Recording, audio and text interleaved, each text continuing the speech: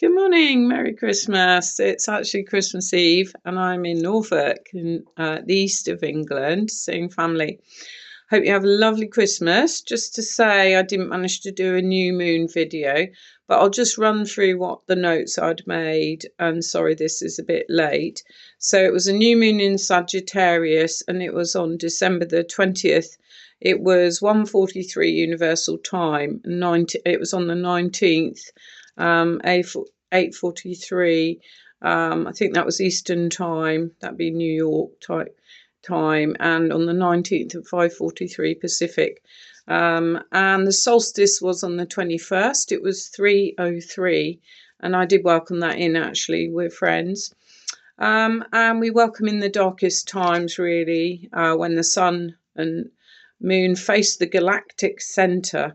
And that's meant to be kind of an almost sacred thing. And it's a sign to go deeply within.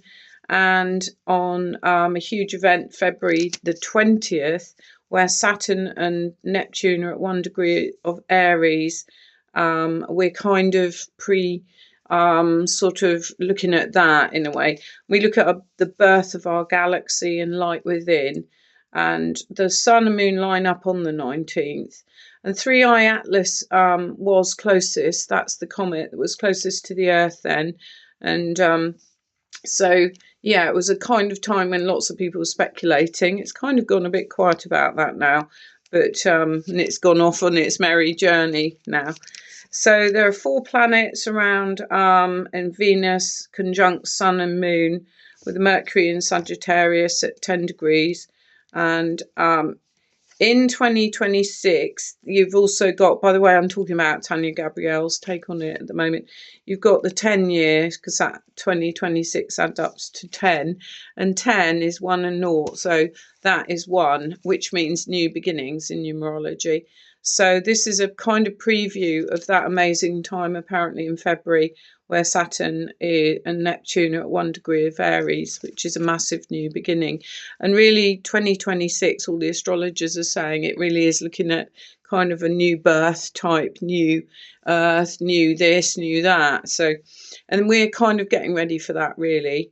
So there are 6 out of 10 planets in mutable signs, and mutable signs are the more flexible ones. So, and you've got 2 planets in Pisces, Saturn and Neptune, and many in mutable signs. So quite a lot of squares as well in the astrology, meaning things might challenge us a bit. And Pisces very connected in with no boundaries. So it's a time of thinking out of the box, possibly. And at the solstice, exploring spiritual ideas, questioning ourselves and going within. Almost also reflection on the year. That's what I did on my solstice celebration, celebrated what we'd done. And there are 8 squares, which is quite a lot, looking at challenges we've had. And I've had quite a challenging year, so I did reflect on that. But Sagittarius is ruling this new moon that we've just had. And Sag is quite looking at the comical side of life, and it's saying, laugh at your mistakes and look at the humour in it and trust in your higher self, really. And it's about exploration, educating the self, expanding your wisdom, and travel as well. Travelling or planning travel as well is likely to happen, and feeling joy inside. And the moon and sun conjunct Venus, beauty, love, peace, harmony, enjoy sense, relax. And sun and moon 28 degrees of Sag and Neptune 28 degrees of Pisces for 3 months. So this new moon creates a square to Neptune at the critical degree of 28, 29 degrees. Big moment to activate us. Pivotal time, really. Tanya was saying epic revelations and release is necessary for a new era in 2026. And the tension might help us and change us and embrace new decisions, help us to embrace new decisions. Possibly a bit tearful this time, or around that new moon. Saturn was closer to Neptune, which dissolves resistance. It gets rid of beliefs not based on reality. And the new moon was ruled by Jupiter. So also March 16th, 3i Atlas comet goes past the last planet in our solar system, Jupiter, and Neptune is connected to new boundaries, take stock of beliefs. And Jupiter is in the home sign, exalted, and Neptune in Pisces, which is also a good placement. Sag tunes us to joy, humour, gratitude, and laughter. And Jupiter is about travel and really exploring. Trine to Neptune is about exploring. So, and then Molly McCord, she mentioned 28 degrees of Sagittarius, that new moon on the 19th, and optimism about the future, higher perspectives, forward-moving energy. Venus near the sun and moon, what you value, what you love, create hearts and trust in selves.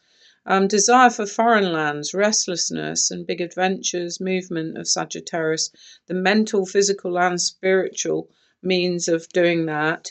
Trust what calls us and bringing the big galactic frequencies to open us up to what we don't know. She mentioned 19th was when 3i Atlas was closest to the Earth, aligning with Sagittarius and travelling into the unknown territory, and almost like creating a galactic gateway, and squaring Neptune, Saturn, Pisces, what's hidden behind the veil. We are challenged on assumptions and expectations and step back from ego's desires. We may feel a bit ungrounded. There might be a few questions being asked. Intuition speaks to us, so be open to our gifts and our intuition. Stay open, be guided, maybe in our sleep, astral travel, visuals from other realms she talks about. Light workers open us to more cosmic gifts. Mercury 10 degrees of Sag, stay open to not having all the information. There's a bigger cosmic story. And really 4 planets in Sagittarius, more focus on Jupiter in Cancer, processing memories, nostalgia. Jupiter is square to Chiron, so accepting the true self, almost healing us. That some vulnerabilities and discomfort around that. And also there may be a connection with codes of remembrance. So Jupiter rules planets in Sagittarius, was in Scorpio, trine, resting with timelines and wisdom of the events that have happened, connect to the higher narrative. And the squares are like fire signs versus water signs, and almost showing us masculine versus feminine. Powerful integration, masculine versus feminine in us. What's dominant? We've all got both in us. What is more dominant? There's a mix. Many have been sort of male or female in past lives, so there might be a magnetic pull to intuition about that. A new loving start coming, and Mars and Capricorn, Mars, Earth, grounded influence leading, and that's like a masculine influence, tapping into higher perspective. And then as we go into the new year, we don't know what's ahead, so don't overthink it. And Molly McCord thinks it's a galactic gateway and very uplifting. And there is resonance in frequencies. Watch out for the psychic messages about trust. She says trust our intuition.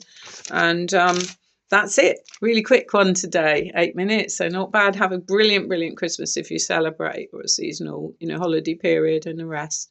And reflect, go within. So from the 21st of December, that was the solstice, and we're in Yuletide period now. So celebrate that as well. Okay, lots of love to you. Take care, and I'll speak to you soon. Bye.